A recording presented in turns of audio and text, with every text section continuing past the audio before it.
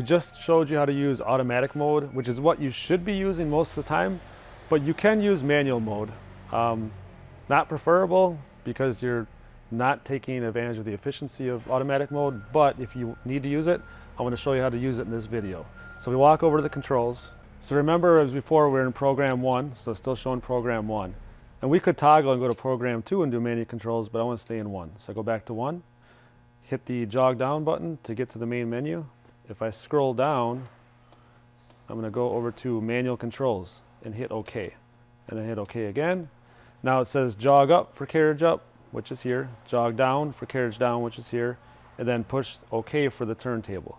Now keep in mind that the settings for how fast that stuff goes is somewhere else that you can save it and make different changes to it. But for now, we'll use the default settings. So I'm hitting OK, which is going to spin a turntable. If I let go, it'll stop. But if I hold it in and wait for a beep, it's going to keep going. Now it's going to keep going. I don't have to hold the OK. Now I'm going to hit the jog up button and hold that in to have the carriage go up.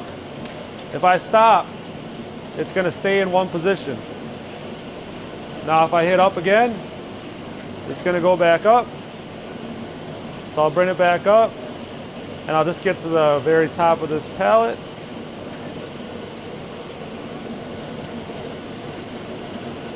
I'll let it go. I'm not pushing it now. And now I'm going to hit jog down, which will bring it down. So I'm holding the jog down button now. I'm going to hold it in until we get to the bottom of this pallet.